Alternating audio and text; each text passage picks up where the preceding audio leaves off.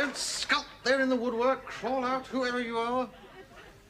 God, so this is where all the actors with bad agents end up, is it? Oh. Well, I'll make you learn your lines. Mind you, why anybody should want to learn these lines, I will never know. Morning, I'm Adam Chance. Oh, are you boasting or apologising? I'm one of the leading actors in Crossroads. Ah, I see. Then you're apologising. No, but I carry a lot of weight around here. Oh, in that case, carry my bag up to my room, and I'll go and inspect the kitchen. Oh, you're dressed as a chef. Oh, are you cordon bleu? No, I'm a Ranger supporter. We've got a jocular jock here, haven't we? Oh, no, I wouldn't say I was very comical. Oh, I would. I've seen you acting. Well, while I'm here, I'll have a look at some of the cuisine. Good God. This soup smells awful. What is it? It's green pea. Oh, well, that would explain things, then. Pathetic. You see, what this show needs is someone like Paul Newman or Robert Redford, a sort of international superstar sex symbol.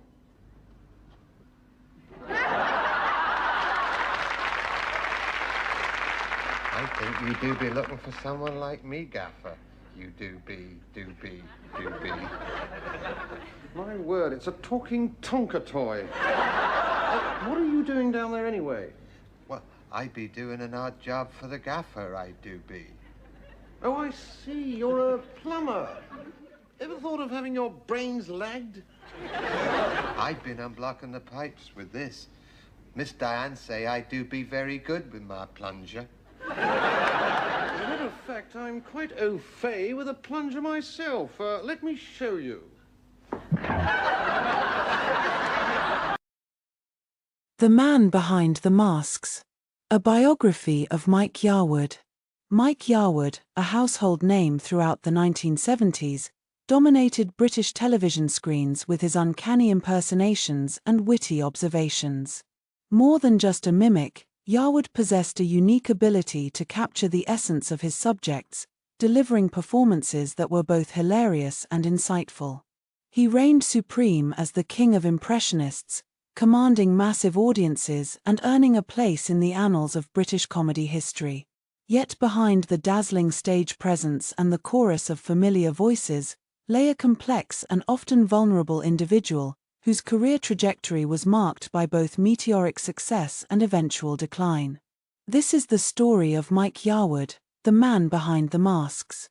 Born Michael Edward Yarwood on June 14, 1941, in Bredbury, Cheshire, England, his early life offered little indication of the comedic force he would become. His father, Frederick, worked as a master baker, and his mother, Elsie, was a homemaker. Growing up, Yarwood was a shy and introverted child, often finding solace in observing the world around him. This observant nature would later prove to be invaluable in his career. He attended Marple Grammar School, but academics were not his forte. Instead, he found himself drawn to the world of performance, mimicking teachers and classmates for the amusement of his friends. His burgeoning talent was largely unencouraged by his parents, who envisioned a more stable and conventional future for their son. After leaving school at 16, he reluctantly took a job as a salesman at a carpet warehouse, a position he reportedly loathed. However, the tedium of his day job only fueled his desire to perform. He began honing his impersonation skills, perfecting his impressions of prominent figures in the public eye. He practiced relentlessly, studying their mannerisms, speech patterns, and even their physical quirks. Yarwood's first break came in the early 1960s when he started performing in local workingmen's clubs and pubs across the north of England. He was far from polished at this stage, but the raw talent was undeniable. He gradually built a small but loyal following, honing his skills and refining his repertoire. These early performances were crucial in shaping his comedic style and providing him with valuable experience in front of a live audience. His ambition led him to London, the heart of the British entertainment industry. He began performing in smaller venues, facing tougher competition and more discerning audiences.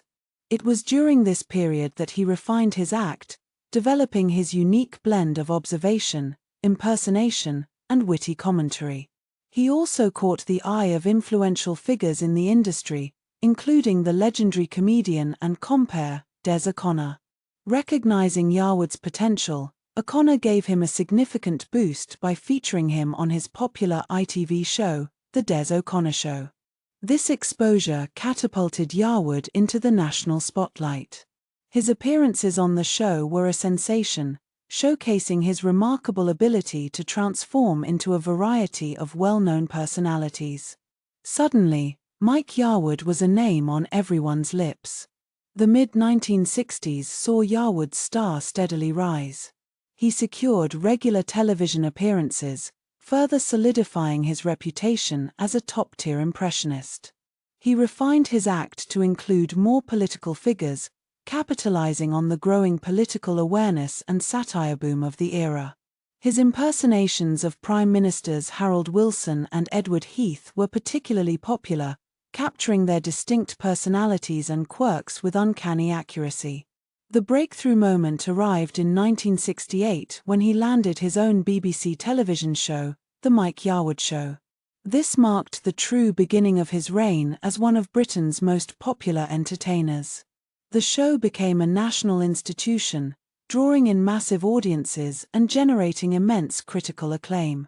Yarwood's ability to seamlessly transition between characters, delivering witty monologues and engaging in hilarious sketches, captivated viewers of all ages.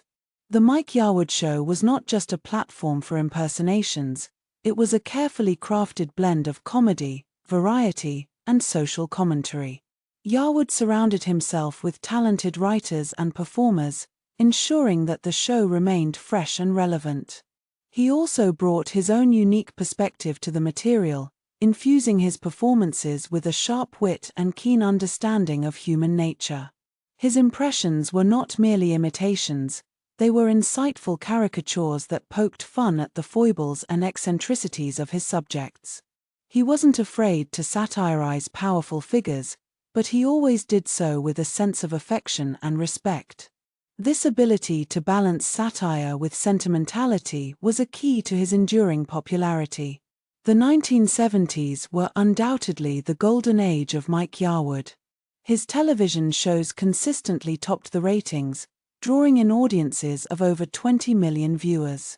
He became a household name, his face gracing magazine covers and his voice echoing in living rooms across the country. He won numerous awards, including the prestigious BAFTA Award for Best Light Entertainment Performance in 1977. His Christmas specials were particularly legendary, becoming a tradition for millions of families. These specials featured intricate sets, dazzling costumes, and a star-studded cast of guest performers. They were lavish productions that embodied the glamour and spectacle of 1970s television. The 1977 Christmas special, featuring an appearance by then Prime Minister James Callaghan, remains one of the most watched television programs in British history, attracting an estimated 28 million viewers. Beyond television, Yarwood enjoyed considerable success on stage.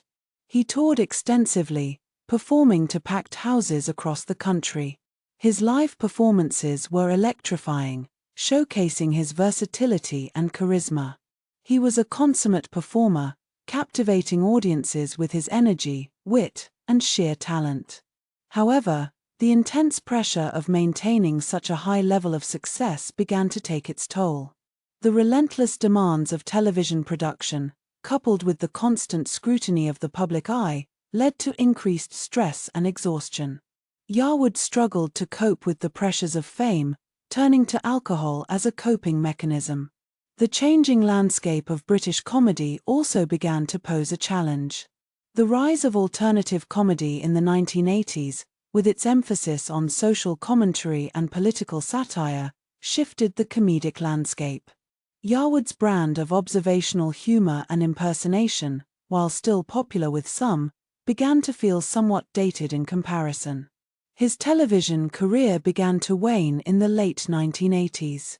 Although he continued to perform on stage and make occasional television appearances, he never regained the same level of popularity he had enjoyed in the 1970s. He struggled with alcohol dependency, leading to personal and professional difficulties. In the years that followed, Yarwood largely retreated from the public eye. He battled his demons in private, focusing on his health and well-being. He made occasional appearances on nostalgia-themed television shows, offering glimpses of his former brilliance. These appearances served as a reminder of his immense talent and the indelible mark he had left on British comedy.